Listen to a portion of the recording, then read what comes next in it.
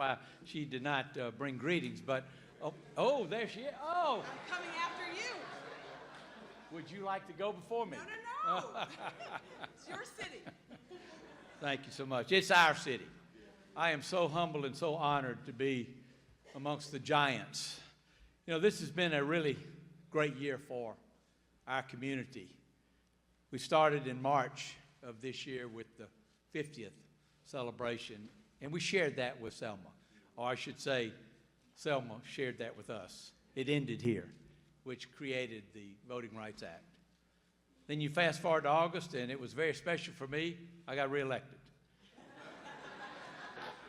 And then now we come to this historic day, December 1st, 60 years ago, 1955. 5'3", very petite young lady, a seamstress, made her stand. Actually, she made her seat. Because as my preacher said on Sunday, she said no. But in saying no, she said yes to a different but better story, a story that we have been living for the last 60 years. And as Elton Dean said, we have made giant strides. And as the world watches today, with your help, we can show that we are not the Montgomery of 1955. We have made strong bridges, but we still have bridges to build. And with everyone's help, we can be that shining city on the hill that all people call home. And we're so honored to have the distinguished guests that are here with us for a few days. I had a chance last night to be in the presence of giants, gave proclamations to several. When I first heard about ABA and NBA, I think I knew the story, but now to have Paulette Brown, former head of the NBA, to be the first black for ABA.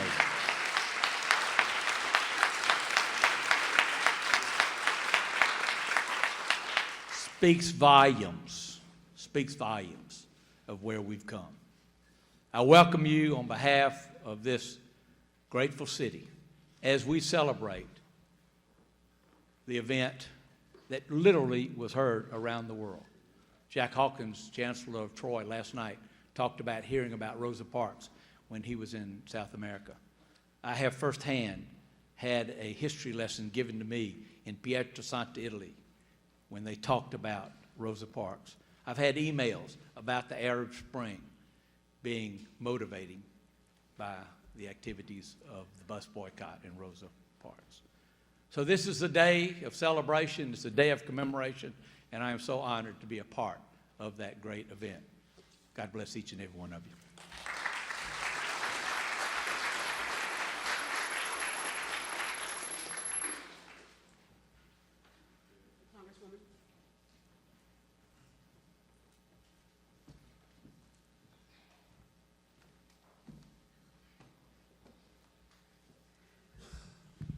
To Pastor Handy and the congregation of Dexter Avenue King Memorial Church, to the National Bar Association, which is so ably led by Attorney Benjamin Crump, and to my sorority sisters of Alpha Kappa Alpha Sorority Incorporated, whose presence here honors one of our own, Rosa Parks, for which I proudly wear my pink today, and to all of the elected officials, distinguished guests, and to our guest speaker, Secretary Clinton, the next President of the United States of America.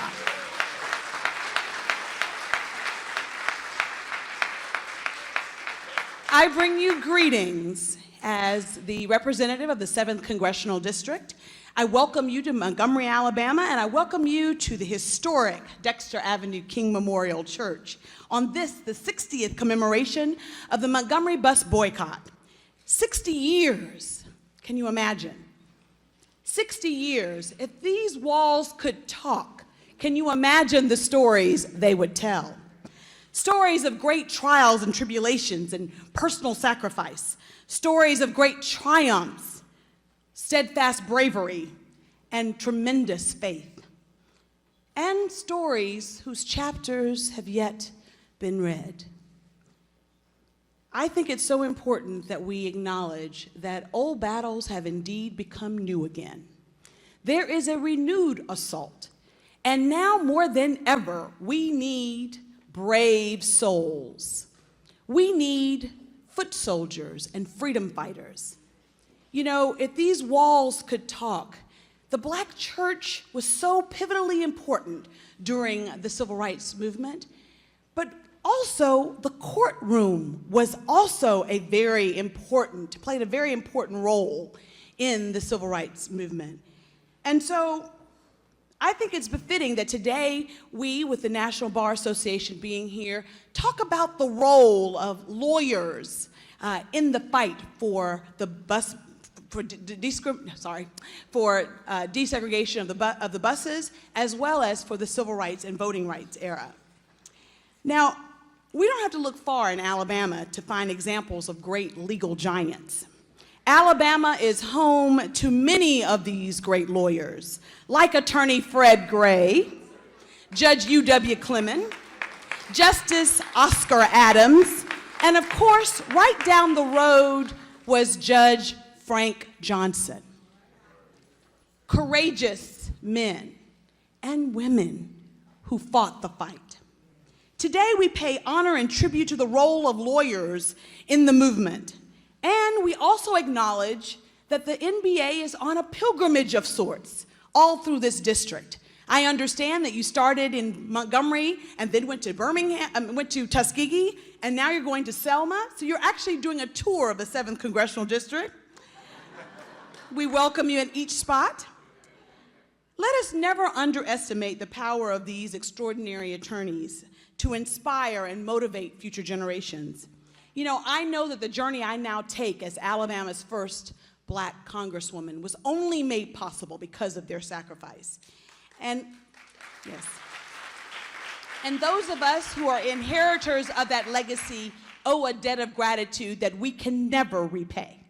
But we can start by taking up the fight that they led. It's so important that we remember that this is an ongoing, ever vigilant we must be to make sure that the progress stays. And long before I dared to believe that I could run for Congress, I knew I wanted to be a lawyer. I did. And I can remember so vividly the day that I decided I must be a lawyer. You see, I was a young 8-year-old in Selma, Alabama, and I accompanied my mother to that famous Dallas County courthouse when she went to renew her tag. And even back then, the lines were long. And I can remember wandering up to the 2nd floor and opening the door of this courtroom. And there I saw this fiery, brilliant-speaking Black man mesmerizing an audience full of white people. I remember being so spellbound by his description, by his cadence. I remember walking in and standing there in awe as he literally held everyone in the palm of his hands. People were on the edge of their seats as he was pontificating. And I said to myself, I don't know what this man does, but whatever he does, I want to be him. That man was J.L. Chestnut, a very famous African-American lawyer from Selma, Alabama. And so long before I thought of being a congressperson, I knew I wanted to be a lawyer because of J.L. Chestnut, because of so many wonderful legal minds that sprang up and sprang forth in Alabama.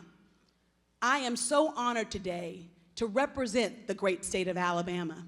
But I also know that with that comes great responsibility. The responsibility to know that the battle is not over yet.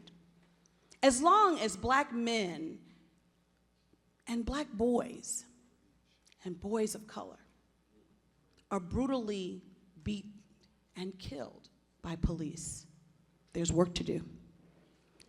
There's so much work to do. And I want you to know that the fight for voting rights is not over yet. I want you to join. The NBA, now more than ever, we need you. We need your voices as we start moving beyond just the church, to Congress, to the front lines, to make sure people realize that this renewed assault on voting rights affects all of us. The very integrity of our electoral process is at risk. I'm honored to have sponsored a bill called the Voting Rights Advancement Act, which not only would restore the Voting Rights Act, because yes, Alabama was ground zero for the advancement of voting rights, but it was also ground zero for the retrench. You see, the Shelby decision happened right here in Alabama. And I have to tell you, as long as the state of Alabama requires a photo ID and then systematically closes DMV offices, there's work to do. There's work to do. So I implore the NBA and all of these activists, all of the lawyers that are here today and community activists, let us remember why we are here. We're here not only to celebrate 60 years, but to know that in order for us to get 60 years further down the way, we must do our part. We must do our part. You know, the price of freedom is never free. It has been paid for by the blood and tears of so many. And all of us know that we get to stand because Rosa refused to sit. So I want to say to the NBA, thank you for coming here for the 60th commemoration of the Montgomery Bus Boycott. In fact, before I came, I went to the floor of Congress and I professed how great it was to have the NBA in my district commemorating, doing a pilgrimage of sorts, commemorating the Montgomery Bus Boycott and the role of lawyers in the civil rights movement. And I'd like to present that congressional record to the President, Ben.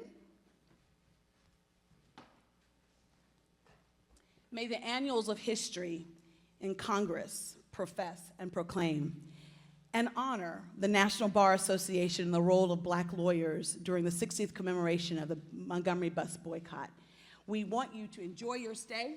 We want you to spend tons of money in the 7th Congressional District. I'm sure the mayor would agree with that, and so will the county commissioner. And I want to say to all of you, there's so much work to do, and we who are beneficiaries must be at the front lines of making that progress. And because we're always one vote away, one Supreme Court justice away from losing all those gains, the 2016 presidential election is of utmost importance. And I know that I, for one, will be checking the box for the woman on the ballot, the right woman on the ballot, Hillary Rodham Clinton. And I hope that all of us will encourage people to go to the polls, even if we have to drive them to the polls. No vote, no voice. No vote, no voice. Welcome.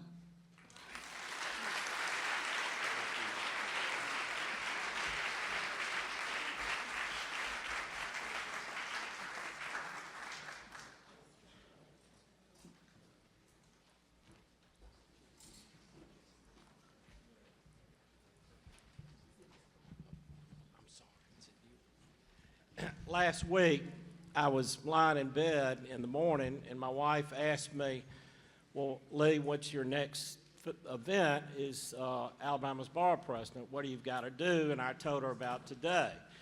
And I told her of all the speakers that were going to be here, and there was a kind of a quiet.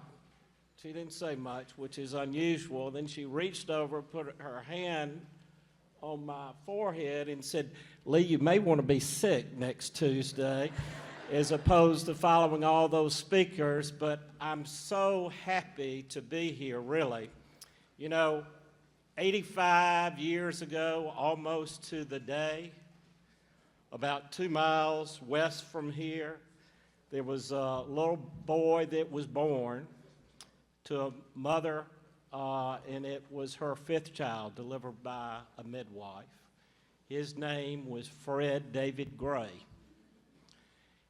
He lived appropriately. The street's address was 135 Hercules Street.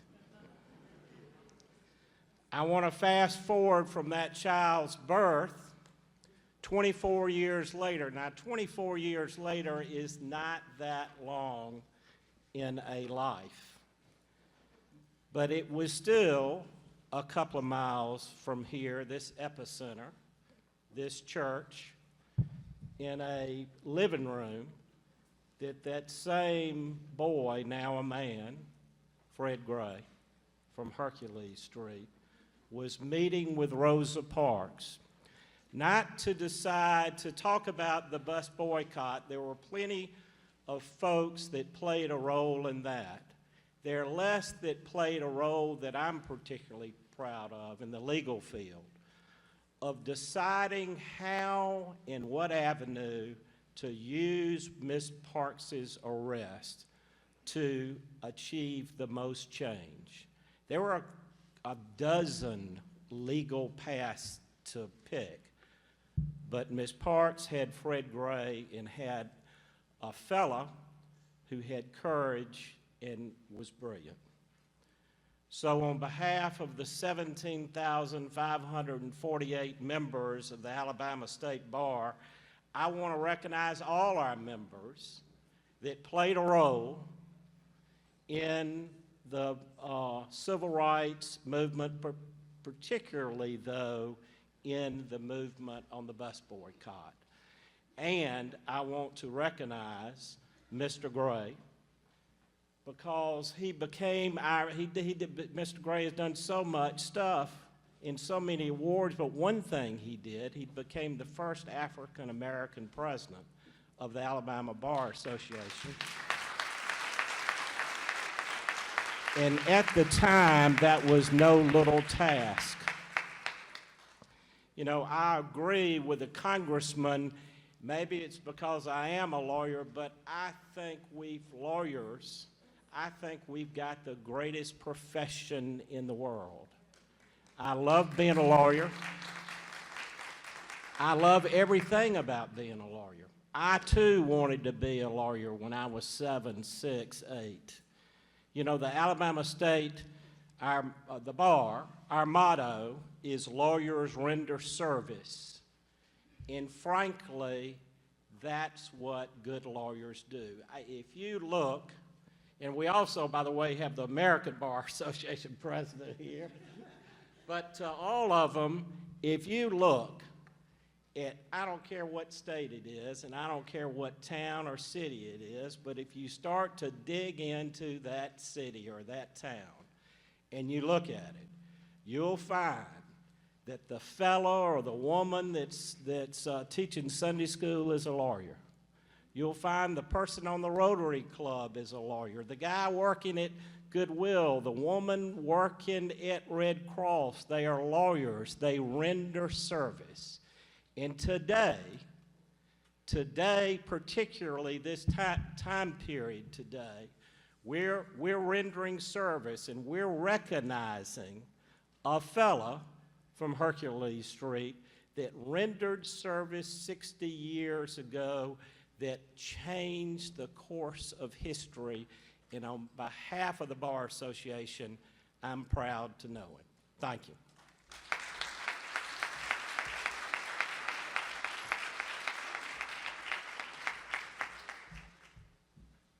Good afternoon. I want to thank Mr. Copeland for jumping in front of me because it would have been hard to follow you. My name is Yvonna Morris, and I am in-house corporate counsel for Hyundai Motor America. Hyundai is proud to be a sponsor of this 60th anniversary celebration. I would first like to acknowledge and thank Attorney Fred Gray for inviting us to participate in this wonderful program. I would also like to applaud the National Bar Association and its leadership for organizing this event, as well as its tireless work and commitment to the legal profession. I'm a longtime board member of the John M. Langston Bar Association in Los Angeles, which is an affiliate chapter of the NBA, and I'm very proud to be part of such a remarkable organization. As a young girl growing up in South Central Los Angeles, I've dreamed of being an attorney and it is truly an honor to be here today amongst legal giants in our field. I am joined today by some of my colleagues from both Hyundai Motor America and Hyundai Motor Manufacturing Alabama. Please raise your hands. What better place to reminisce about the civil rights movement and pay homage to our civil rights leaders than Montgomery, which is the home of the civil rights movement. 60 years ago today, Rosa Parks sat down so that more of us could stand up. The movement, which lives on today, is a fight to ensure that each person is treated with dignity and respect, and that each person is given equal opportunity to pursue his or her dreams. The movement is significant to American history because it helped to solidify that discrimination is inherently unjust and would no longer be tolerated. The civil rights movement was a collaborative effort of numerous stakeholders and organizations with a common goal. Oftentimes, I think we fail to recognize the efforts of some people who played pivotal roles in the movement behind the scenes, people like Attorney Fred Gray. Lawyers were crucial to the success of the movement because they challenged discriminatory laws and practices in court.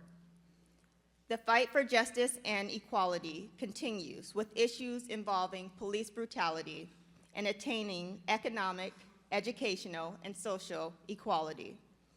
For many, the notion of equality may seem elusive, but I can say today that I have the utmost confidence that with organizations like the National Bar Association and our legal giants at the helm, we are closer today than we have ever been. We recognize the importance of the civil rights movement and the meaning of this historical place in that movement, as well as what it means for a company, Hyundai, that's we, recognize the civil rights movement, as well as what it means for a company to have a true commitment to diversity. Hyundai executives know that the key to building a successful organization is to embrace ideas and ways of thinking that are different from their own. On behalf of us at Hyundai, including our general counsel, who unfortunately could not be here today, we thank you for allowing us to be a part of this celebration. Thank you.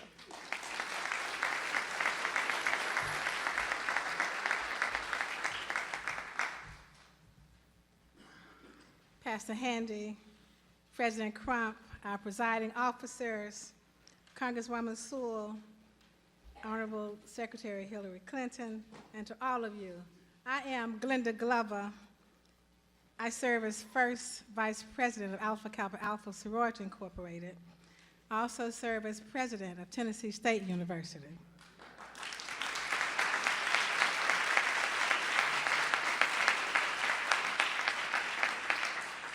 I'd like to first recognize my sister president on the academic battlefield, Dr. Gwendolyn Boyle. Would you just please stand? President of Alabama State University.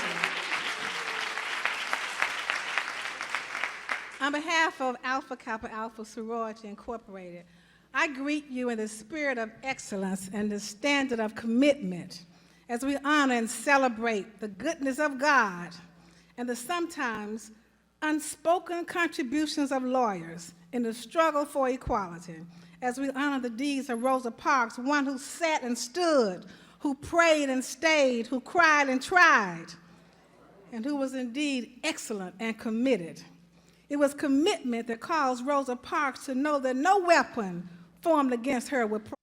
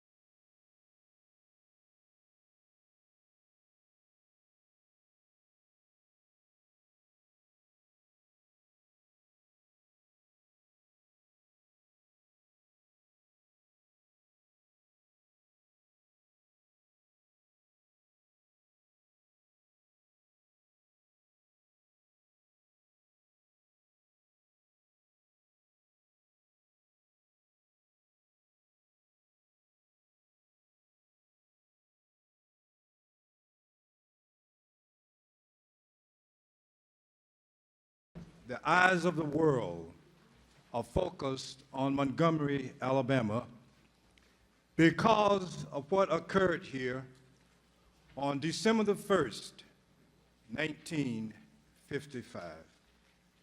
And today, as we assemble here to discuss the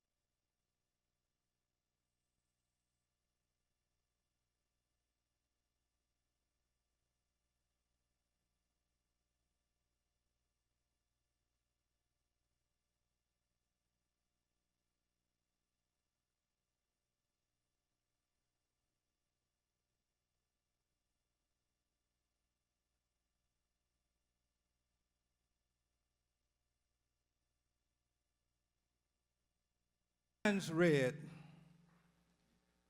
colored and white water fountains, colored and white restrooms, colored and white entrances. In 1955, African Americans comprised more than 70% of the ridership on the local buses. They depended on bus transportation to go to work, school, shop, and many other reasons. But to the riders' regret, they suffered mistreatment as they boarded the bus, while they were on the bus, and as they exited the bus. But something happened one Thursday, December the 1st, 1955.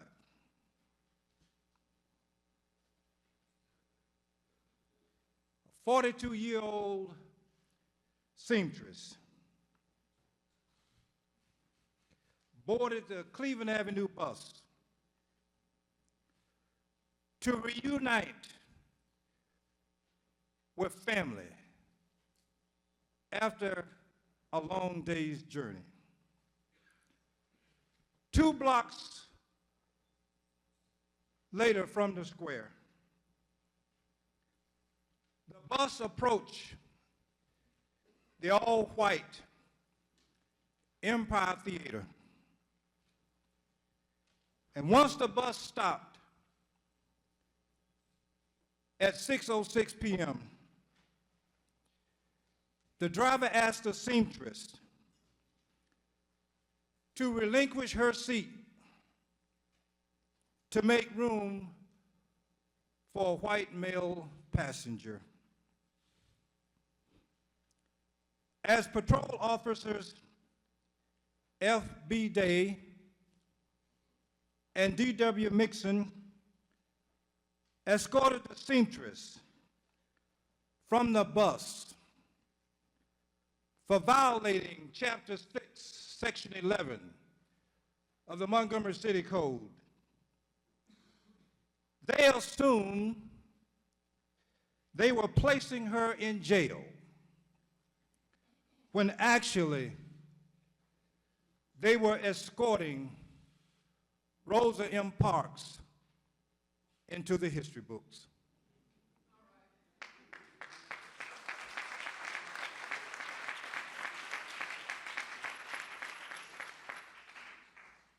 thereby enabling the 5'3" Sunday school teacher to become one of the largest personalities in all of American history. Montgomery of 2015 is vastly different from the Montgomery of 1955. The Montgomery of 2015 showcases African Americans on the county commission, on the city council, on school boards, library boards, and many other decision-making agencies. In fact, the Montgomery of 2015 has African Americans as head of the county commission, as head of the fire department, as head of the police department. And I want to tell you that the Montgomery of 2015 even has a mayor who doesn't mind shaking your hand.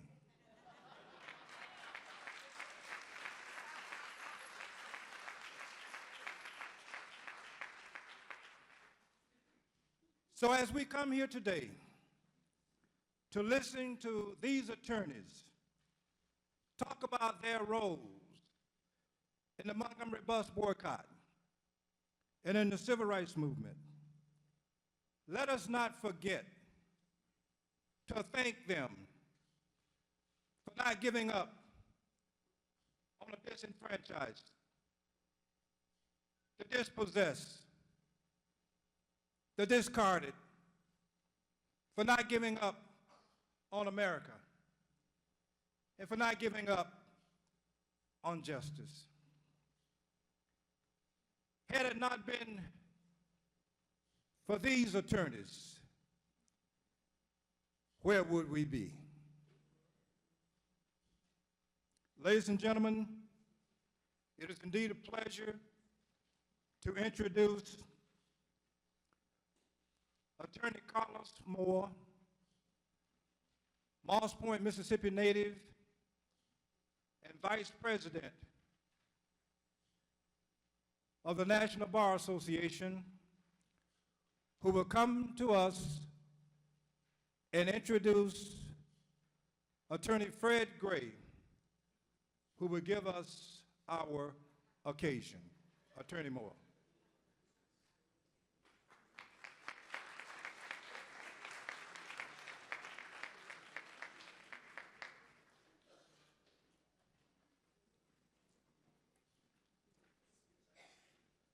Charles Hamilton Houston once said, "A lawyer is either a social engineer or he's a parasite on society."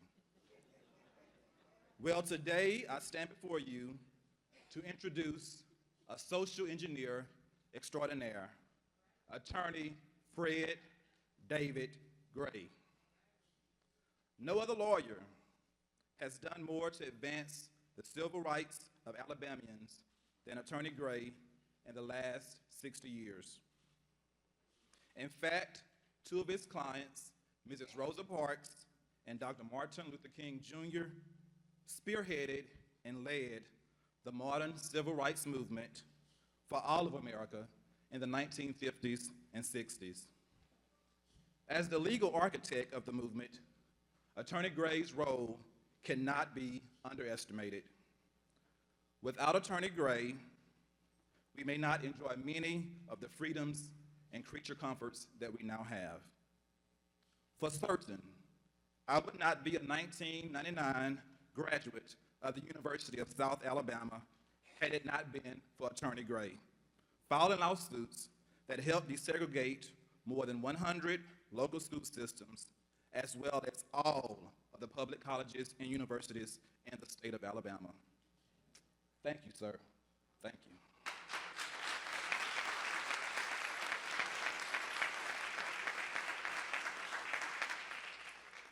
Attorney Gray was born here in Montgomery, Alabama on December the 14th, 1930. Thus, he will be 85 in 13 short days, and there is no sign of him slowing down anytime soon.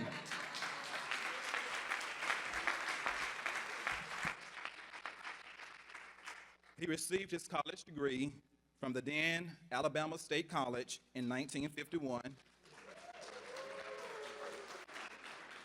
and his Juris Doctorate from Case Western Reserve University School of Law in 1954.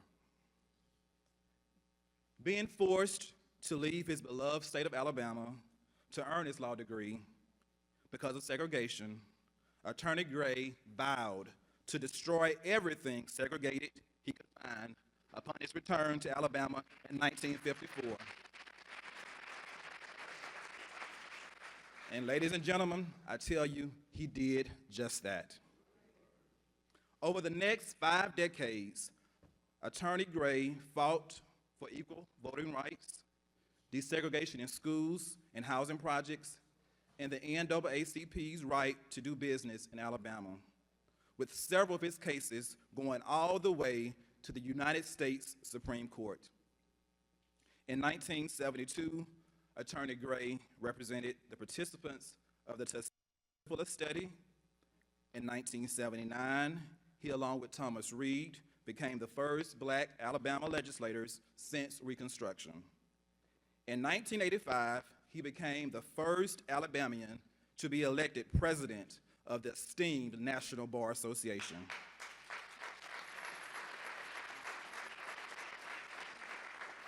And in 2002, he was elected the first black president of the Alabama Bar Association, something he could have never imagined just 50 years earlier when he could not attend law school in his home state.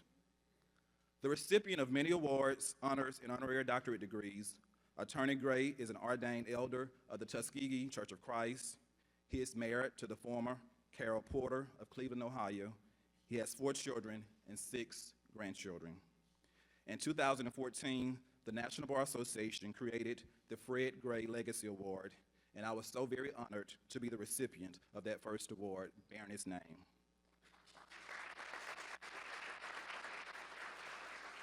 Without further ado, I present to some and introduce to others the one, the only civil rights legend himself, Attorney Fred David Gray.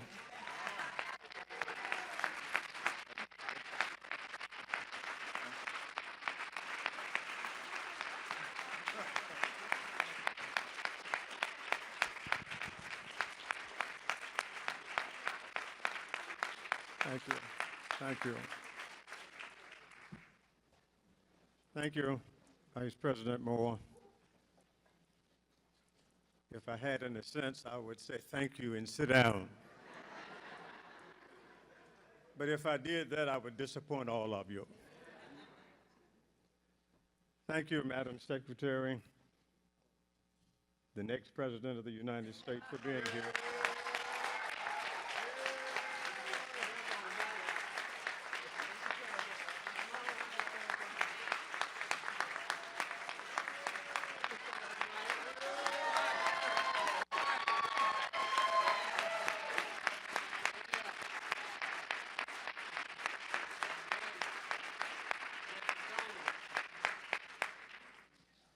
Thank you, President Crump of the National Bar Association, and my good friend Paulette Brown, President of the American Bar Association. Thank all of you who have extended greetings here today. And I particularly want to thank Honda Motors of America, because when I was talking to our president about better than 6 months ago, close to 9, about this program, before I went to him, I wanted to have somebody who would sponsor it in case something went wrong we'd be able to pay for it. And Hyundai came to our rescue. Thank you, Mr. Brooks, and thank you, Hyundai.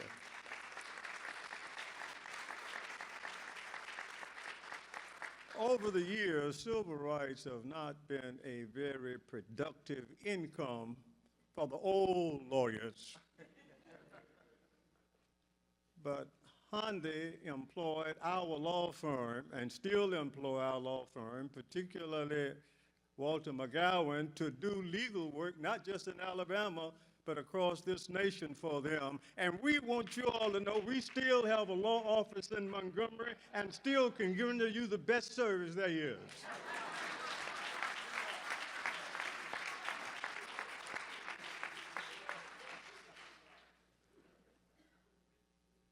We meet here today in Montgomery, Alabama, to commemorate the 60th anniversary of the Montgomery Bus protests. Today, we refer to it as a boycott, but not so then. Because there was an Alabama anti-boycott statute which made it unlawful for a person to boycott a business without just cause or legal excuse. We were fully aware and was very careful not to violate that state statute. But the state of Alabama indicted 89 persons, including all the leaders and the pastor of this church. And not only did they indict them, but they even indicted the lawyer and claimed I represented one of the plaintiffs in the federal suit without her consent.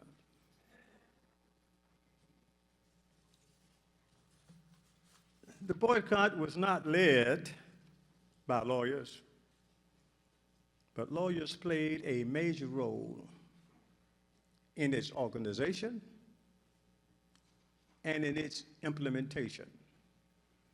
Lawyers work mostly behind the scenes and in the courts. Today, at least 3 generations know nothing at all about hardcore segregation. And they don't know what it took to destroy segregation.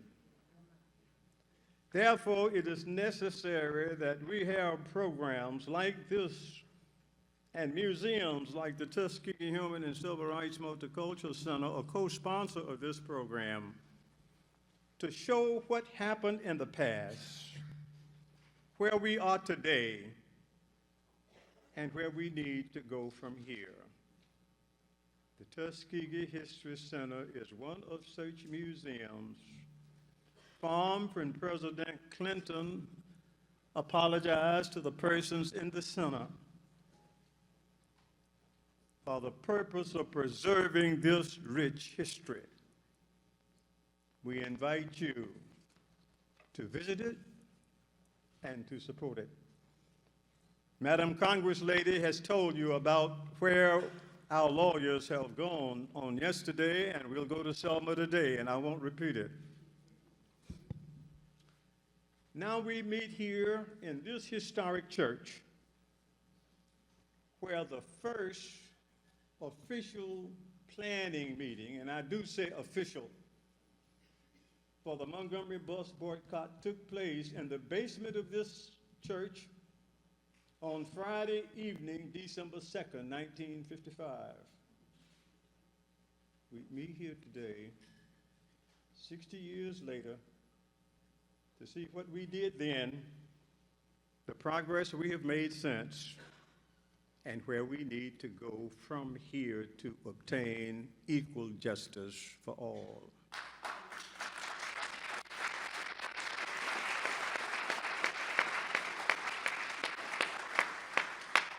Permit me to take upon the personal privilege, since I was born in this city, born on the west side of town, in the Washington Park area, grew up on Day Street and Jeff Davis, stayed there until I got married in '56, a big boycott marriage. So I know a little something about what happened then. Because it was while I lived on the west side where nothing good supposed to have come, and had to go to school on the east side where Alabama State was located, I decided to become a lawyer.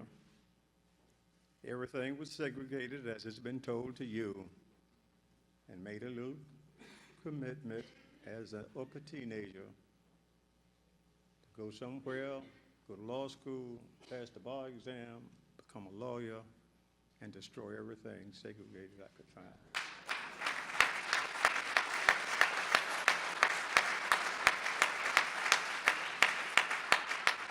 With a lot of help along the way, we were successful. And on September the 8th, 1954, I became licensed by the Supreme Court of the United States and have been practicing ever since. You've heard a lot about Rosa Parks. You've heard a lot about Dr. King, and we're happy to have one of his daughters here with us this evening.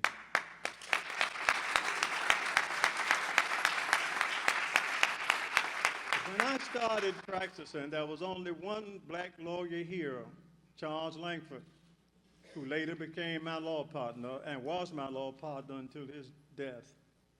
There were very few black lawyers in this state, but Arthur Shores, my mentor, Peter Hall, and Ozell Billingsley, all of Birmingham, were handling civil rights cases long before Fred Gray came here and started practicing. And there was a core of black lawyers from Virginia to Texas, Stopwood Robinson and Oliver Hill in Virginia, and Williams in Texas, and there were a few of us in between. So what we did here in Montgomery was similar to what had been doing, other lawyers were doing across the country. The bus boycott was ignited with the arrest of Mrs. Rosa Parks on December 1st, 1955. The roots of segregation and discrimination in Montgomery were much deeper and went much further. I'm personally familiar because I've already told you what I did. But my first client was not Rosa Parks, was not Dr. King, but it was a 15-year-old girl, Claudette Carvin, who lived in King Hill in the northeastern part of this city, who did the same thing that Mrs. Parks did, but she did it 9 months before without any instructions like Mrs. Parks had and without any encouragement. She did it because she wasn't sitting in the white section of the bus. She was sitting in a seat that she had sat in before, but there were more white people who came. I talked to Claudette a few days ago. I was hoping she was going to be here, but she told me that her oldest granddaughter was getting married up in the Carolinas and she wouldn't be able to be here. But if Claudette Carvin had not done what she did on March the 2nd, 1955, because she gave moral courage to Fred Gray, to Joanne Robinson of Alabama State University, and when we planned the bus boycott, and she gave courage to Rosa Parks and all of us.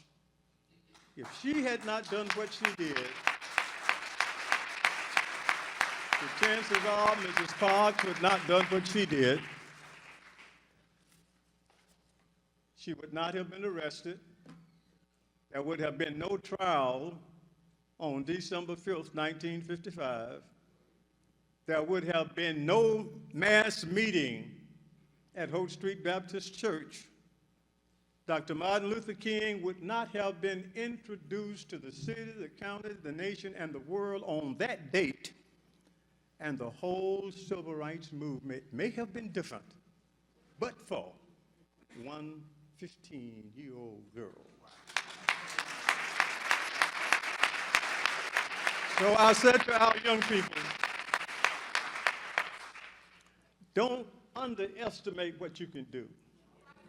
nobody told Claudette to do what she did. Nobody told Fred Gray to do what he did. And I don't think anybody told my mentor Arthur Shores what to do what he did. When you see a problem, and there are problems out there, look at it, carefully analyze them, and work with it. While I worked, and you'll see in a leaflet or booklet that's going to be passed out, and I'm not going to take the time to tell you about the fact that Joanne Robinson and I planned the bus boycott in her living room on the evening of March the 1st and December 1st and December 2nd. And just as we planned it there, and just as you read about it, when the official meetings took place, just what we had planned came to be. Dr. King was selected the spokesman. E.D. Nixon was elected the treasurer. Rufus Lewis was elected chairman of the Transportation Committee. And the little young lawyer just out of law school was selected to do the legal work, and the rest of it is history. But it took planning in order to do it.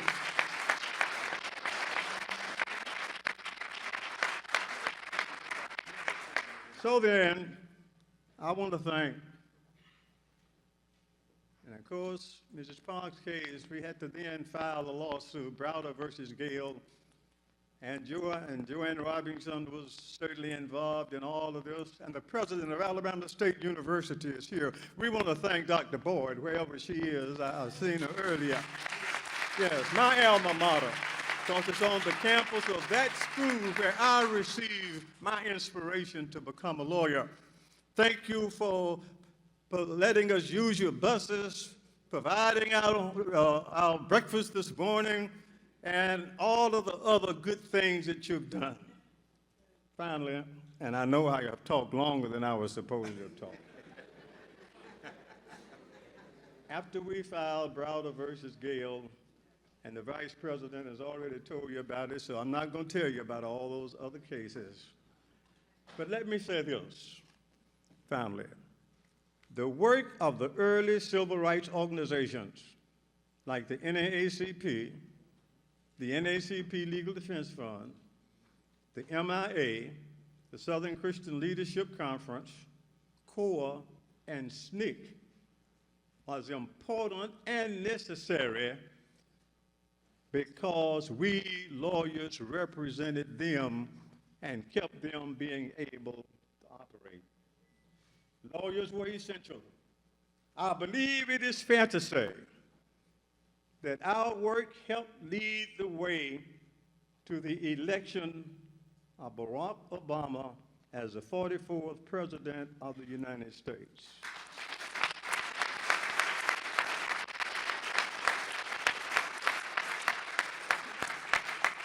Now, after 6 decades on the front line, I'm proud that we were able to obtain constitutional rights for individuals in all aspects of American life. Let us not assume, however, for one moment that our work is done. The struggle for equal justice continues. Thank you very much.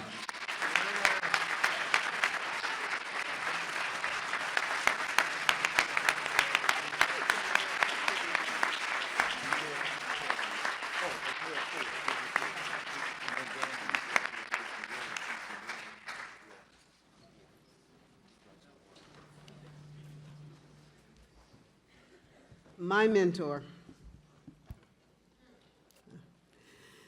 It is with great honor and joy that I present to you the poster child of what went right with the Civil Rights Movement that was launched with the Montgomery Bus Boycott. Paulette Brown, my friend and sorority sister in Delta Sigma Theta, is a graduate of Howard University and Seton Hall Law School. She is the past president of the National Bar Association. She's a partner in the international law firm of Locke Lord and is currently the first African-American president of the American Bar Association.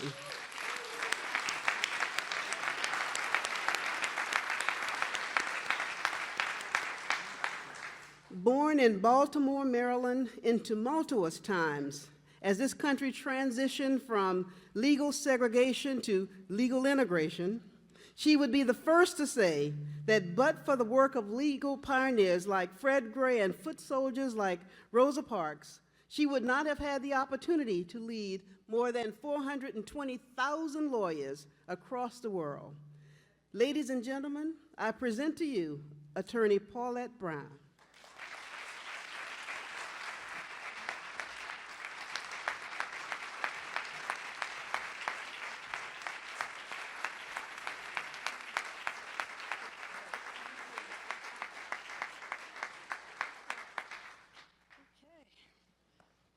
Good afternoon.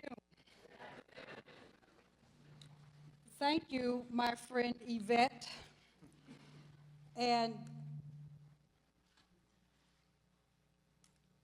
for the kind introduction. And thank you,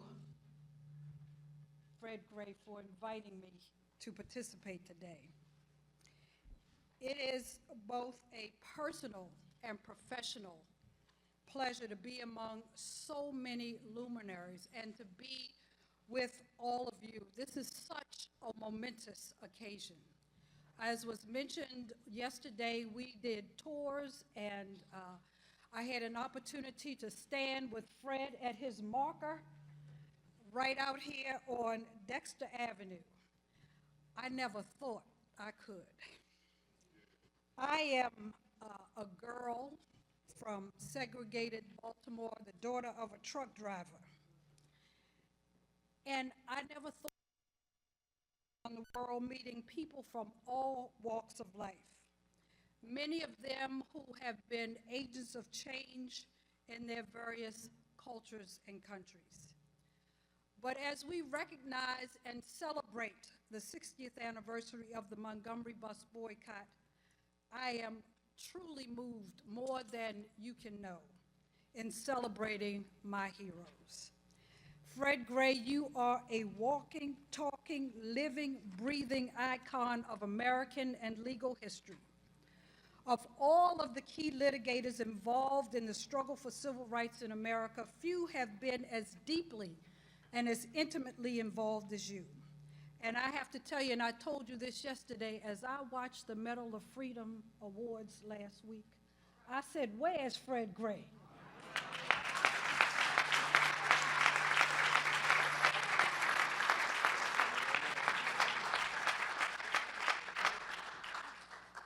But Fred, I know the day is coming, and it's coming soon.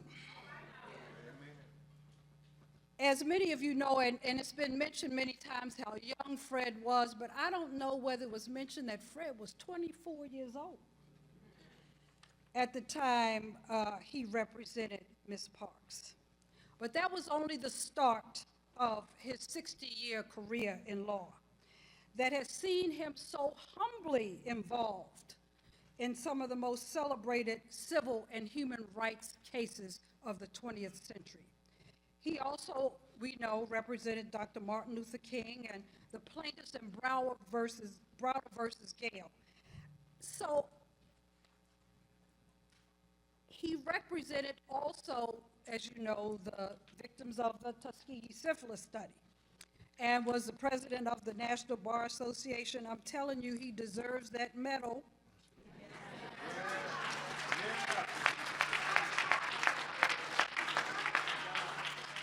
Fred, it was people and attorneys like you who inspired me into going into law. Now, I'm not like a lot of the other speakers who knew at age 7 and at age 2 that they wanted to be lawyers. Because the only lawyer I knew was Perry Mason in black and white. And it took me a while after reading and learning, and there are some heroes in my hometown too that I'll talk about in a minute. But you know, we are here to honor so many others, ministers and ordinary folks, but today, especially lawyers who put their lives and careers on the line, and they've only been given an asterisk in the history books concerning their role in the civil rights movement. So when we think about the plaintiffs in Browder versus Gale, Claudette Colvin, Aurelia Browder, Susie McDonald, and Mary Louise Smith, who risked so much to ensure that democracy would come not just to Montgomery, but to all of America. Did you hear those names? All women. And so, as we think about these women plaintiffs, I'd like to talk about a few women who were involved in the civil rights movement. Legends such as Constance Baker Motley, who was the only woman on the legal NAACP team for Brown versus Board of Education. She also served as the lead counsel for James Meredith in bringing about the integration at the University of Mississippi. I want to talk to you about Juanita Mitchell. You may know some of her relatives, her husband Clarence Mitchell, and her brother-in-law Perrin Mitchell, who fought racism and segregation in my hometown of Baltimore. And one of her best-known cases was Bell versus Maryland. And Bell was then a 16-year-old in 1960 involved in a sit-in in the Baltimore restaurants that served whites only. He became the lead plaintiff in the case that ultimately pushed the country toward desegregation along with all of the other cases. And if you knew anything about Juanita Mitchell, the more angry she was a big hat wearer. The more angry she became, the more involved in the case, the bigger the brim in her hat became. And Robert Bell ultimately became the chief judge of the Court of Appeals in Maryland. And then there's Frankie Muse Freeman, my sorority sister, who was the lawyer for the NAACP in 1949, who filed suit against the city of St. Louis, and later was the lead counsel in 1954 in the landmark case Davis versus the St. Louis Housing Authority. There are many, many other women lawyers, and some on the rise, like our Congresswoman over here, and our former U.S. Senator, Secretary of State, women leaders who are on the forefront. And 20 years ago, Beijing, where you declared human rights is women's rights. And we have to remember that. That's not the exact words. I'm a little nervous right now, but you get the message. So this seminal work of these individuals laid the groundwork and expanded human and citizenships not only for African Americans, but also for all Americans. And we really laid the groundwork so that some of the benefits that we see going on now happening for so many other people was because of the work of lawyers early on in the civil rights movement.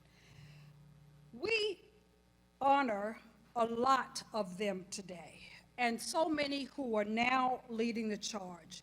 It's an honor to be among leaders of today, such as I mentioned, our Congresswoman Terry Sowell, our people who are leading like our Montgomery Mayor Todd Strange, and our Tuskegee Mayor, Johnny Ford.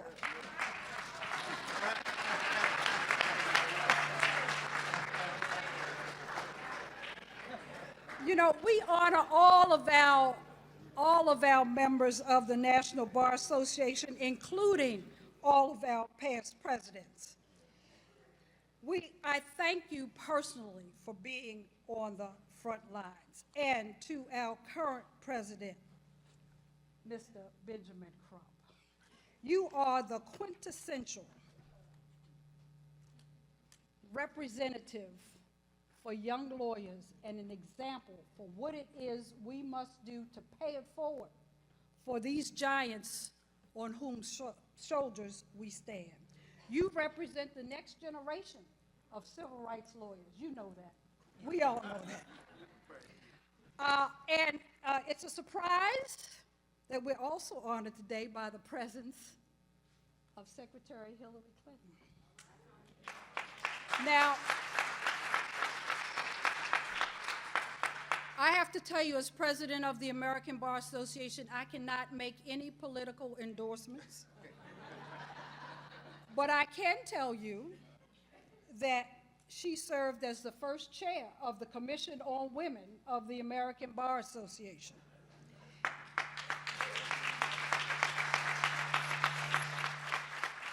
Which issued a report in 1988 showing that women lawyers were not advancing at a satisfactory rate, and P.S., they're still not. In 2013, the ABA was honored to award Mrs. Clinton with the ABA Medal, our highest honor in recognition of her distinguished service by a lawyer to the cause of American jurisprudence, an award that was so well deserved. Thank you. And we thank you for your leadership. For those who have fought and those who continue to fight on, your courage, your organization, your discipline, your legal acumen show the nation that the world that African Americans had not only the will, but also the capability to rise above any form of subrogation. And decades later, your success here continues to inspire all of you and offer hope for new generations, people both home and abroad. The Montgomery Bus Boycott was more than a singular event. It was an existential moment in American time that links people, places, and movements to one another. Thus, its impact reverberates still nearly 6 decades later with the growing presence of people of color and others now taking seats at the American table. That is not to suggest that we don't have a lot of work to do. We've got sentencing reform to work on. We've got to disrupt the school-to-prison pipeline. We've got a lot of work to do. And as my hero, Charles Hamilton Houston, once said, he said more than the parasite. All of our struggles must tie in together and support one another. We must remain on the alert and push the struggle farther with all of our might. So thank you, Fred Gray, and all of the unsung heroes of the civil rights movement that's ongoing for your courage and inspirational leadership in the struggle for civil and human rights. And thank you, Mother Parks, for having the courage to sit down so that I and so many others today in this room and around the world can now stand up. Thank you so much.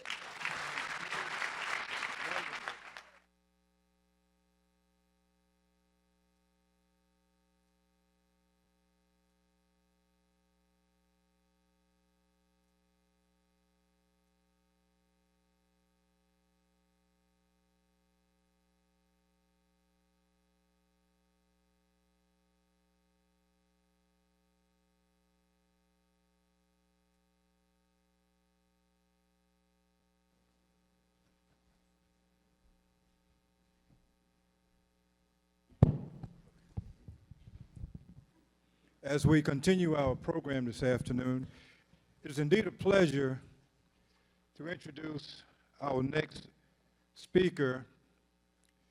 He's a native of North Carolina, born not far from Fort Bragg, grew up in Fort Lauderdale, Florida, graduated in 1992 from Florida State University, received his law degree 1995 from Florida State University.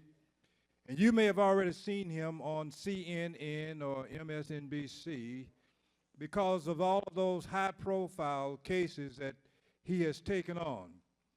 But what you may not have heard is that he does not shy away from pro bono work. Attorney Fred Gray and I were talking on the telephone, and he said to me, you know, I never set out to make money in practicing law. And I'm saying in introducing our next speaker that we do have in legal circles attorneys who are not just there to make money. Ladies and gentlemen, please welcome the President of the National Bar Association, Benjamin L. Crump.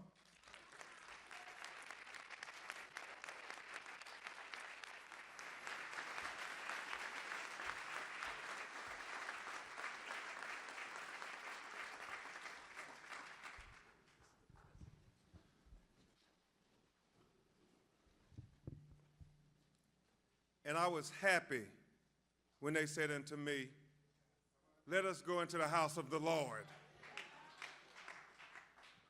To the great shepherd who leads this historic Dexter Avenue Baptist Church that introduced the world to Bernice's father, Reverend, we thank you for your hospitality. We thank all your staff for opening up your doors so we can revisit history.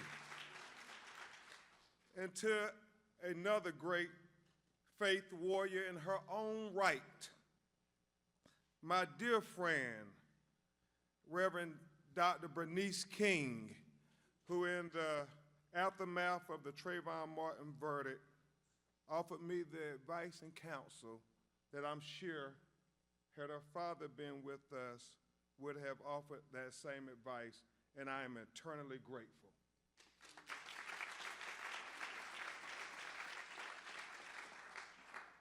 And to all these great barristers in the pulpit with us today, Attorney Paulette Brown. But she's not just an attorney. She's the past president of the National Bar Association.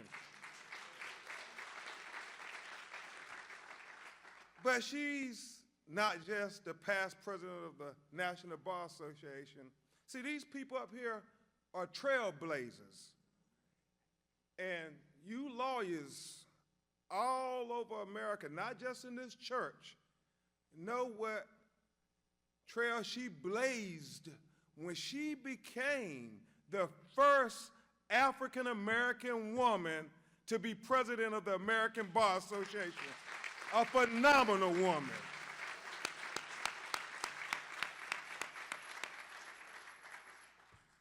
And to Attorney Terry Sewell.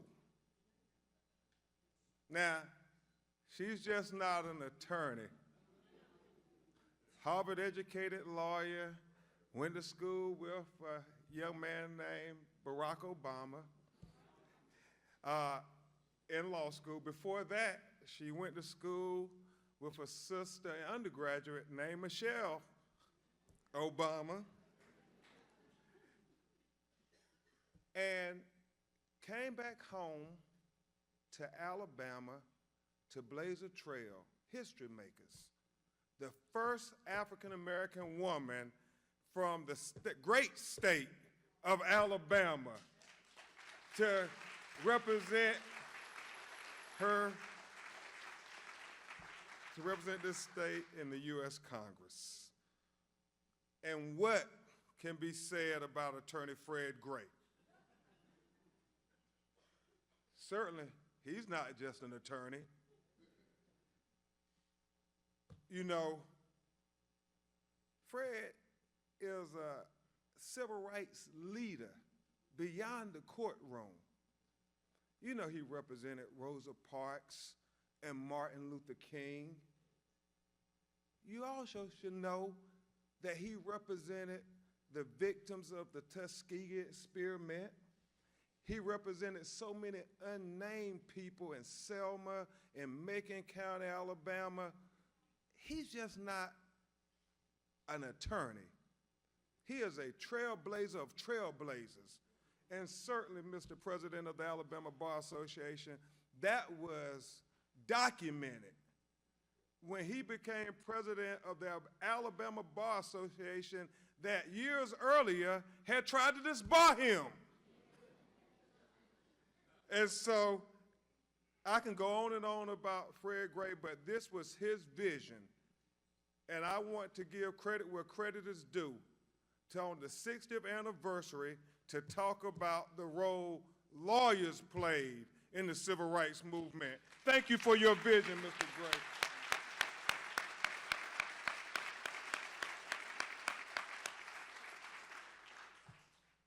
And then Attorney Hillary Rodham Clinton.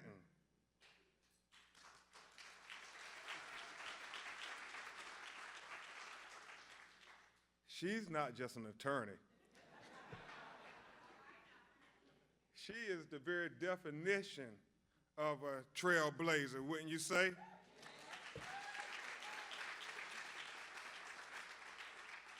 She's just not the former First Lady. As you all know, she made history when she became the first former First Lady to become elected senator of the great state of New York. But it didn't stop there, Congresswoman Sue. No, no. She went on to make history by being the first former First Lady to be appointed as Secretary of State.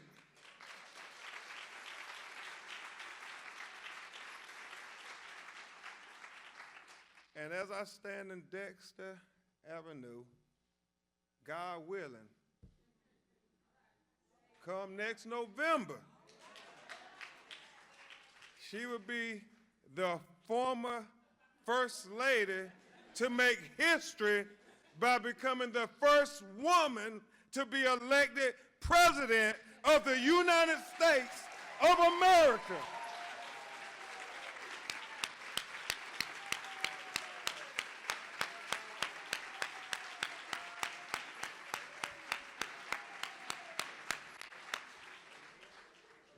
Certainly not just an attorney.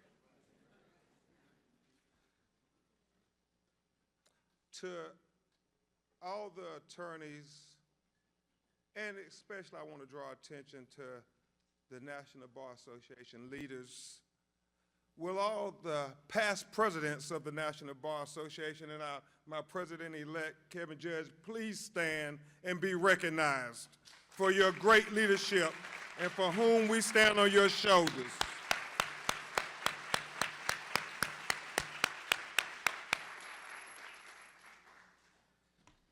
And ladies and gentlemen, brothers and sisters here and beyond, I greet you on behalf of the National Bar Association, the largest association of lawyers of color, representing 66,000 black lawyers, judges, and legal professionals in America and beyond, representing their interests, their concerns, and their opportunities, and especially their causes for which they fight. Many of them unheralded, many of them not known, but we stand here on all those lawyers, young lawyers, older lawyers, corporate lawyers, civil rights lawyers, government lawyers. We stand united. And I just want to acknowledge them who don't get the credit and don't get the fanfare, because being a lawyer is the noblest profession. When you go in the courtroom and you go fight for justice, you go fight for the least of ye. That's what it's all about. So I thank you, lawyers.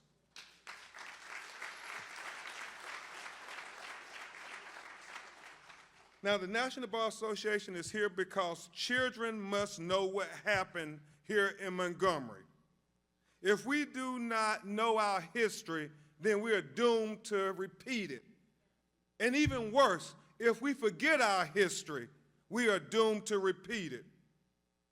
So we must remind the world, Attorney Gray, of what happened 60 years ago here in Montgomery. Ladies and gentlemen, lest we forget, it was a 15-year-old girl named Claudette Colvin, a seamstress from Tuskegee, Milford, named Rosa Parks, a Pullman porter named E.D. Nixon, a school teacher named Joanne Robinson, a couple of preachers, Bernice, named Martin Luther King and Ralph Abernathy, and a courageous young lawyer named Fred Gray Carroll, who still was wet behind his ears, who organized their neighbors and started a bus protest. And together they launched what would become the modern-day civil rights movement and change the United States of America and make the world better for all of our children.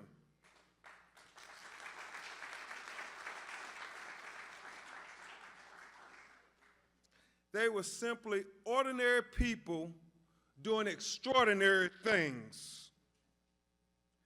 You know, Reverend King, the children should know that because of what happened here in Montgomery, another young lawyer named Nelson Mandela on the other side of the world dared to change his nation because of what happened here in Montgomery.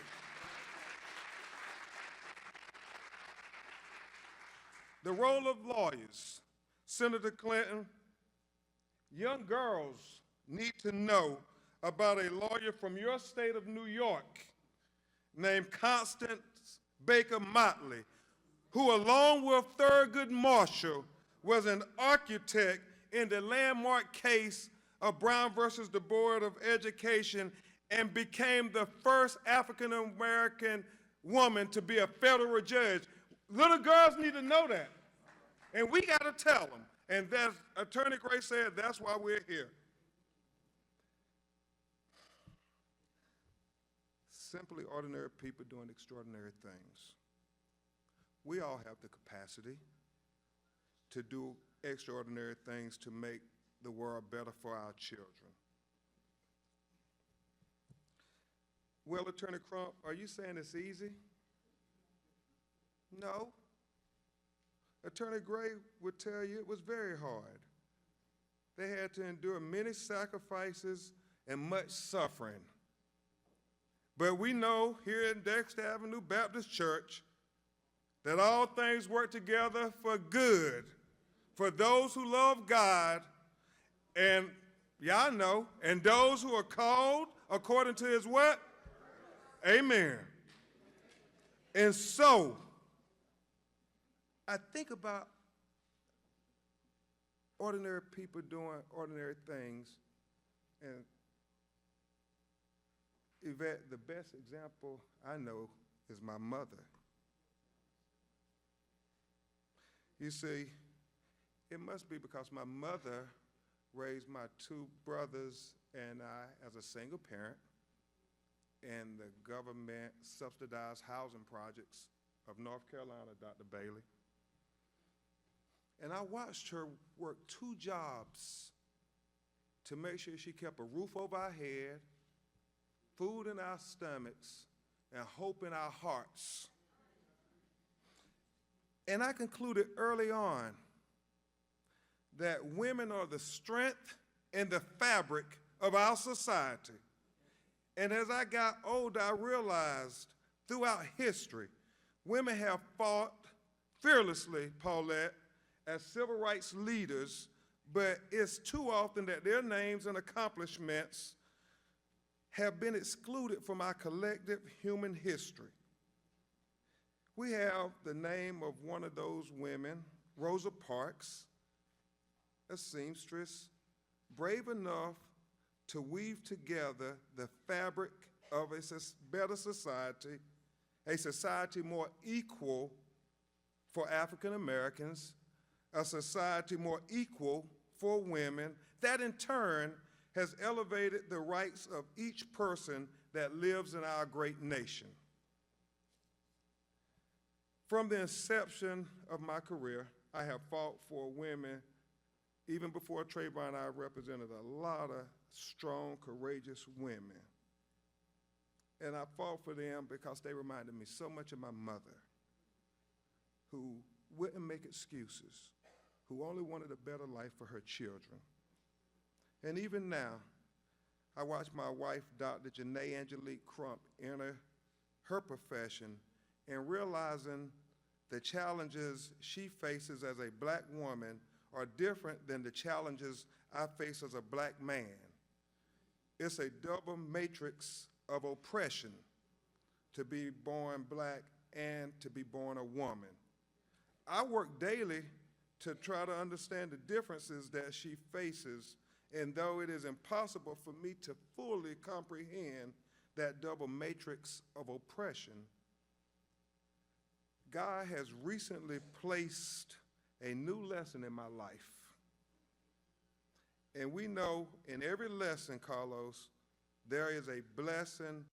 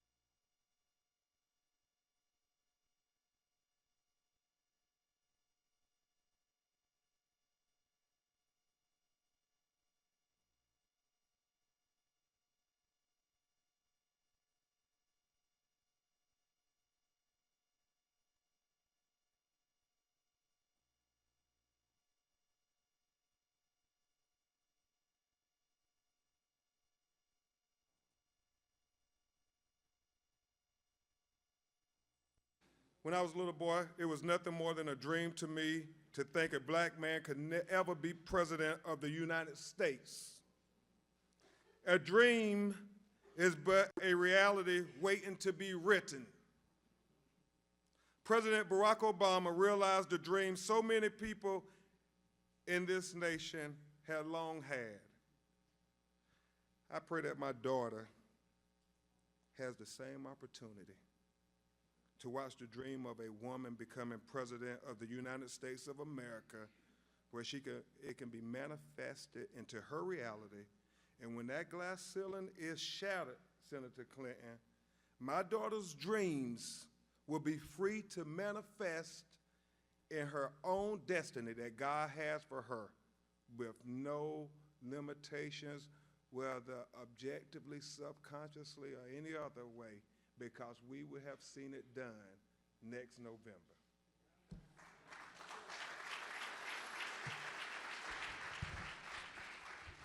So, in conclusion, I remind you all that we are here to reaffirm our oath. See, all us lawyers, we swear to uphold and defend the Constitution of the United States of America.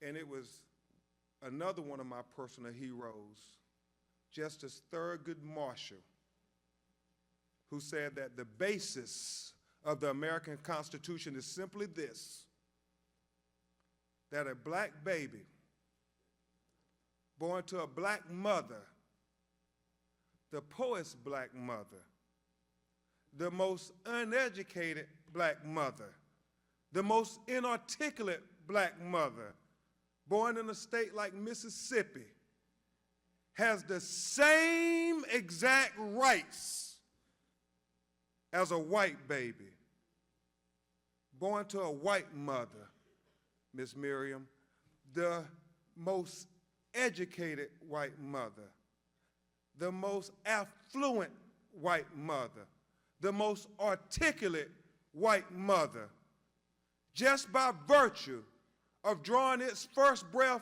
as an American. Now, Justice Marshall said, I know that's not the case in America today, but I challenge anybody to say that's not a goal worth fighting for. I challenge anybody to say that's not what makes America the great beacon of hope and justice for all the world to marvel. So when we stand up and we fight for the Trayvons and the unknown Trayvons of the world, when we fight for the least of ye, what we're really doing, brothers and sisters, is helping America live up to its creed of being this great beacon of hope and justice for all the world to marvel.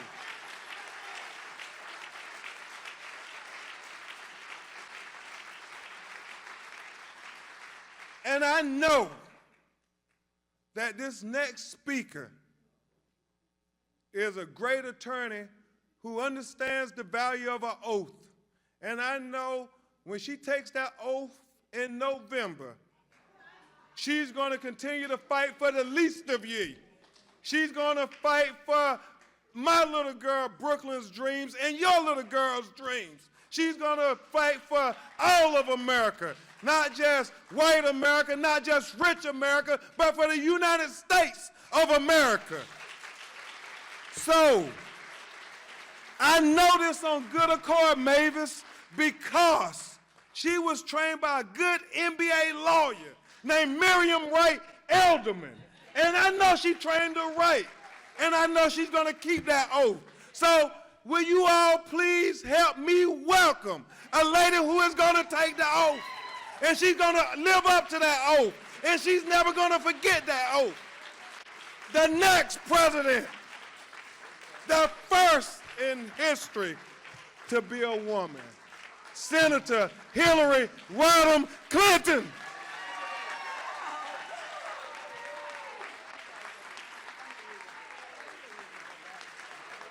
Oh, my goodness. I've never been to a revival quite like this one. I'll tell you what, especially a revival lifting up lawyers. Honest to goodness, my heart was beating faster and faster. Thank you. I'll tell you what, you know, I have to say to President Crump, if this lawyer business doesn't work out for you, I imagine there's a church or two that might call you to the pulpit instead of to the bar. This is the day the Lord has made, honestly, wow. Let us rejoice and be glad in it. And I have to thank all of you for the great honor of participating in this anniversary tribute. What a wonderful idea, Attorney Gray, as so many of your ideas have been over the years. I listened very carefully as several speakers pointed out that it would be more than appropriate for Attorney Gray to receive a certain Presidential Medal of Freedom. Well, I'll tell you, I've already written the president telling him I think that's a good idea. And I've already got the Congresswoman to agree that when she goes to the Christmas party at the White House, she's going to raise that not just with the president, but importantly with Mrs. Obama. It is such an honor to be here, and I want to thank everyone for this invitation, and I particularly want to recognize a few people who are with us, starting with your Congresswoman, whom I've had the great privilege of getting to know and working with and looking forward to be a partner with her. I want to acknowledge Mayor Strange, thank you for having us here in your city, and Chairman Dean of the Montgomery County Commission, thank you. Mayor Ford of Tuskegee, thank you so much. I also want to thank Reverend Handy for opening up this historic church to us today. And I had a chance to visit with Reverend and Mrs. Handy, and indeed, he was called to this church. And I am looking forward to working to support the kind of mentoring and outreach programs that he is putting in place here. We need more of that for more of our children. And I am so pleased that Paulette Brown could be with us today. Those of us who know of her career and her rise, first through the NBA, then through the ABA, really hold her in such high esteem. And I thank you for your highlighting the many women in the civil rights movement, particularly the lawyers, because, as Ben said, my first job out of law school was for the Children's Defense Fund for Marion Wright Edelman. She was someone who I heard about when I was in law school and saw one day on the bulletin board. There used to be such things in the pre-internet world called bulletin boards. I saw where she was going to be speaking at Yale Law School, where she had graduated and where I was then a student. And I went over to hear her speak, and I was just so impressed. Here's first African-American woman to pass the Mississippi bar, working on behalf of civil rights, but focusing on the needs of children, which to me is the really overwhelming challenge that we face today. I listened to her, and then when she finished, I went up to her and I said to her, I said, I'd like to come work for you this summer. She said, well, that's fine, but I can't pay you. And I said, well, I have to get a job because I'm putting myself through law school. And I said to her, if I can figure out how to get paid, will you give me the job?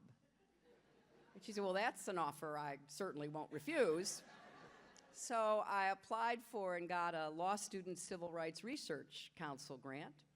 It enabled me to go to work that summer.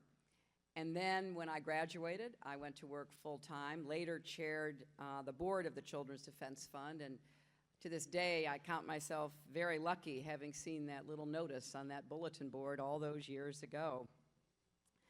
And I especially am honored to be with the Reverend Bernice King, someone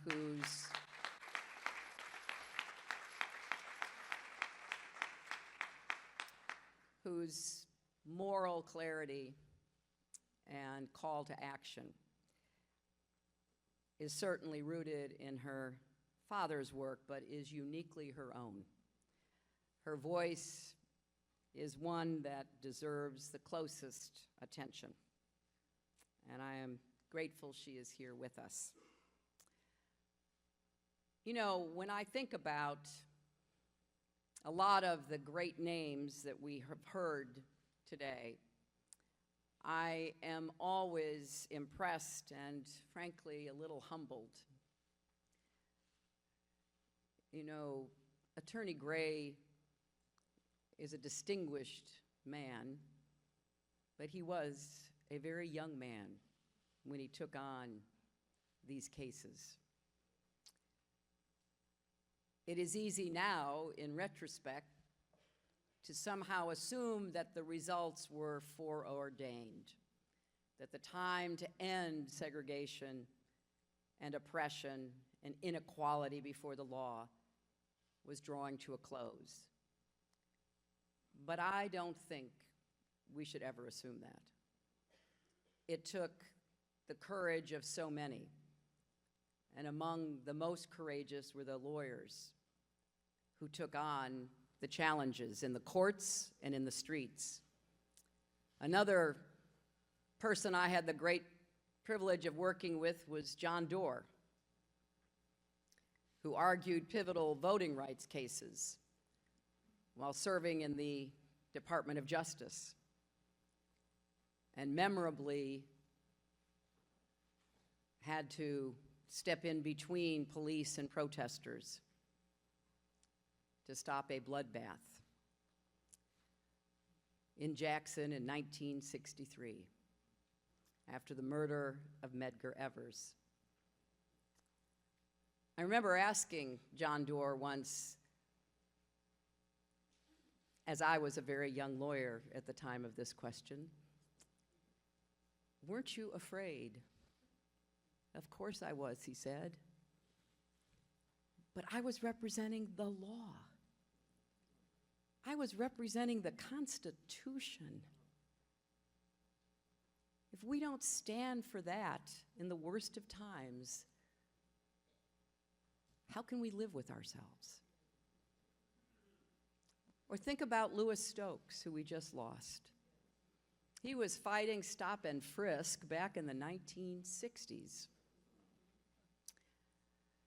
And Elaine Jones, a dear friend who defended death row inmates and helped get the death penalty abolished in 37 states as a lawyer with the NAACP Legal Defense Fund.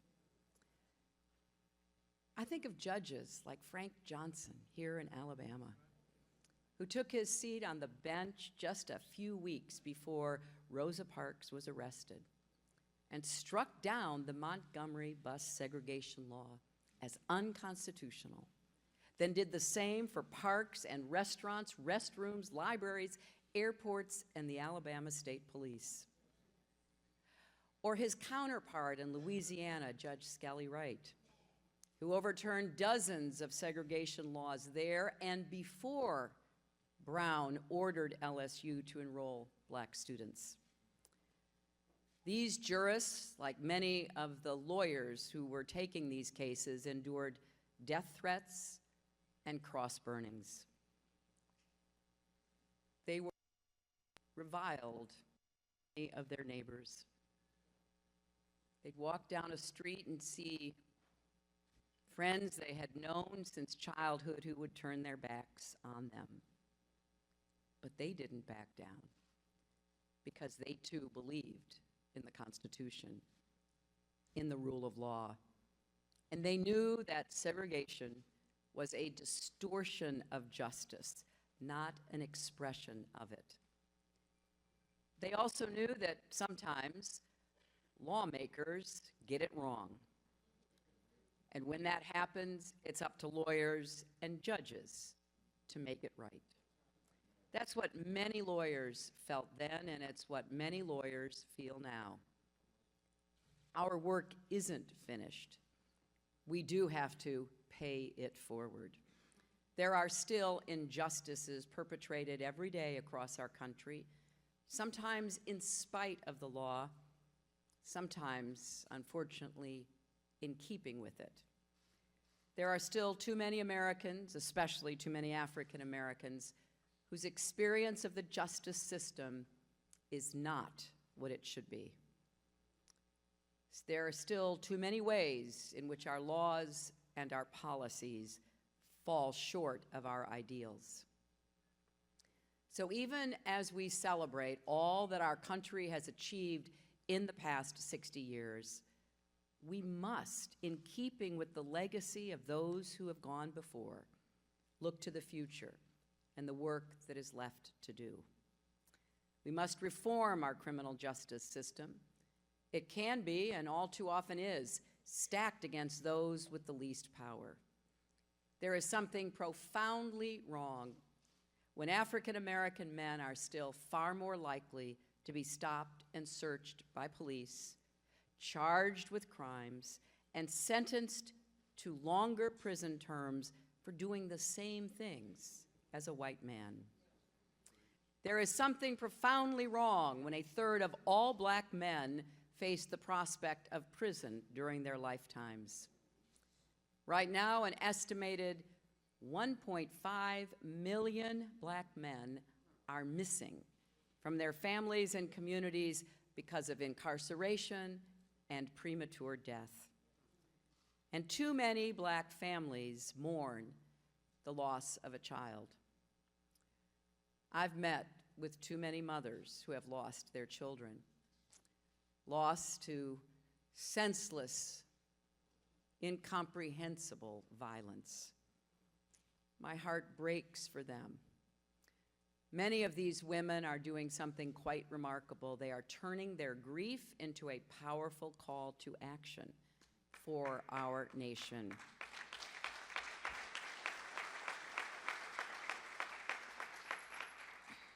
We can't go on like this. We've got to change. We must strengthen the bonds of trust between law enforcement and the communities they serve. In too many parts of America today, that trust has broken down.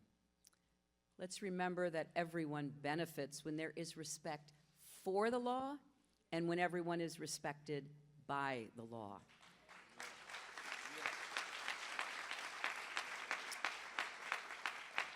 And as we work to deliver real reforms that can be felt in our communities, there's a lot of good work to build on.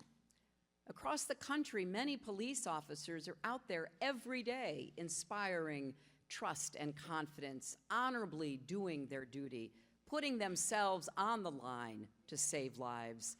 And many police departments are deploying creative and effective strategies, demonstrating how we can protect the public without resorting to unnecessary force. We need to learn from those examples, build on what works, chart a new course in how we approach punishment and prison. The United States has less than 5% of the world's population, but almost 25% of the world's total prison population. And our country has nearly 1/3 of all the world's women prisoners.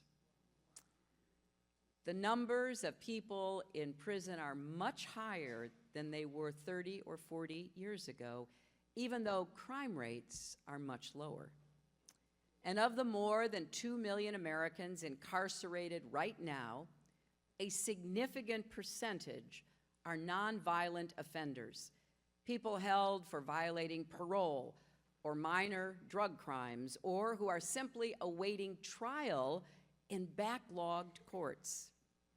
Keeping them behind bars does little to reduce crime, but it does a lot to tear apart families and communities. It's time to change our approach and end the era of mass incarceration in America.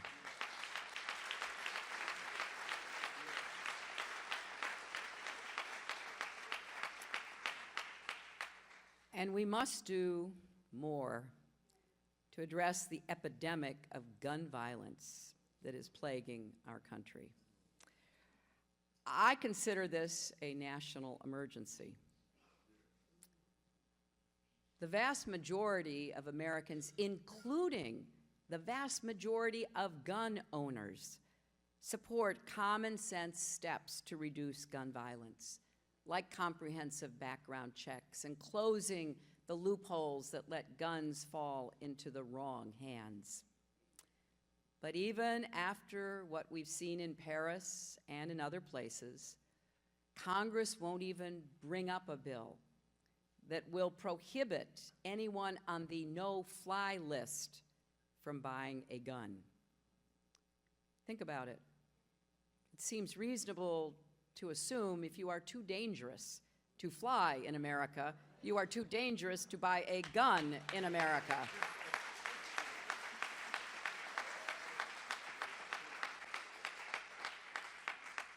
And we must get rid of the special immunity Congress gave the gun industry, something that was a mistake, plain and simple, that needs to be reversed. And yes, we must strengthen that most fundamental citizenship right, the right to vote.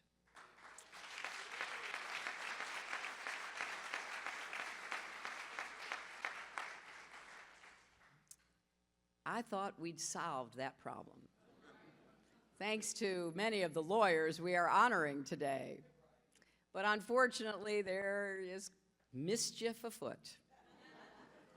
And some people are just determined to do what they can to keep other Americans from voting. Now, I know, because I was here at Joe Reed's invitation a few weeks ago about the dispute that's going on in Alabama, where there's a strict new voter ID law in effect,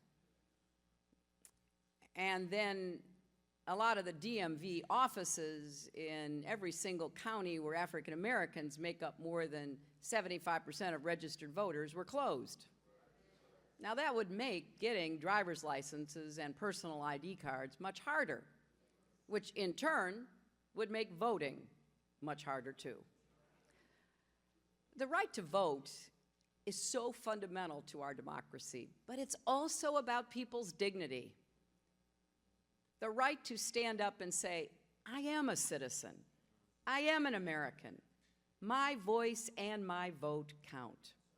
No matter who you are or where you come from, or what you look like, or how much money you have, that means something. As Ben was saying with that powerful quote from Justice Marshall, before the law, we are all to be equal, and in the voting booth, we are all to be equal as well, and that cannot and must not be taken away. And finally,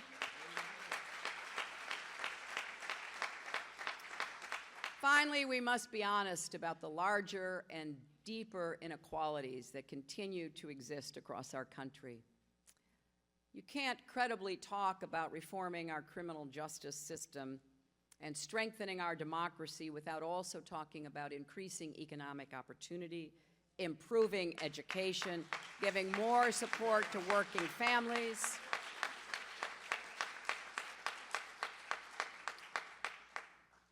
Our children deserve the best start in life. And we have to do more to make that possible. Now, I do have this most wonderful, amazing 14-month-old granddaughter.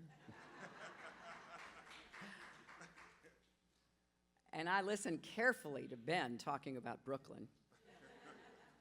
And I've got no doubt that he and his wife are going to do everything it takes to make sure she's prepared to pursue her dreams. But I want that for every child. And you cannot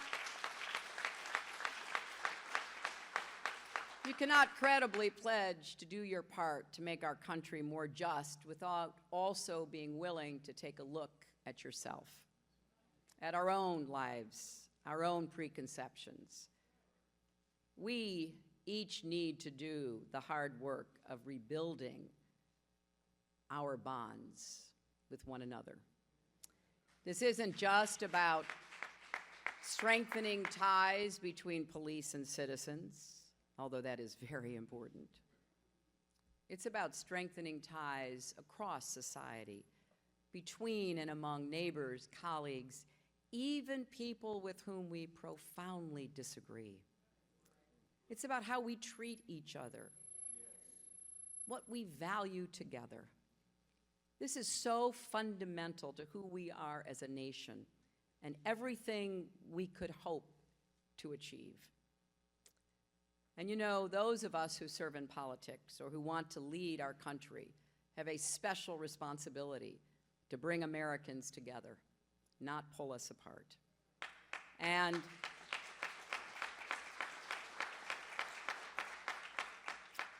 may be unusual hearing a presidential candidate say we need more love and kindness, but that is exactly what we need right now.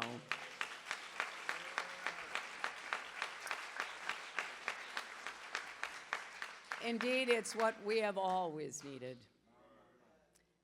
After the first day of the bus boycott 60 years ago, that evening, thousands of people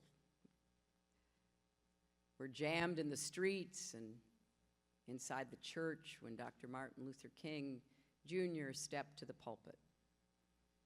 If you go back and read what he said that night, of course he spoke about Rosa's integrity, about citizenship, about fairness under the law, and then he started talking about love.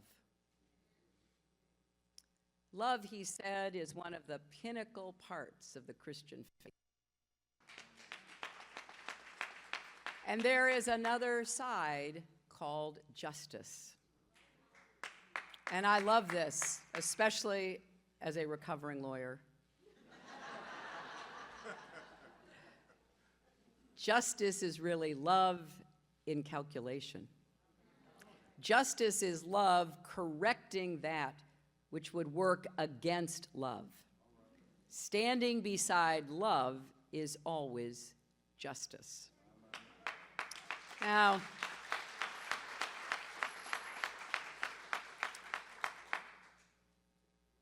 decades after her place in history was secured, Rosa Parks came to Washington to sit with me at the 1999 State of the Union. She looked beautiful in a jewel-colored dress with her head crowned in a long braid, just like in her booking photos the day she was arrested. The entire Congress rose to give her a long standing ovation. To see all of our nation's leaders, Democrats and Republicans alike, united in their esteem for her, when she was once the focal point of perhaps the most divisive issue of our time, well, that was a powerful indicator of how far we had come. Rosa hadn't changed much. She was the same lovely, dignified, determined person she always was. But America had changed.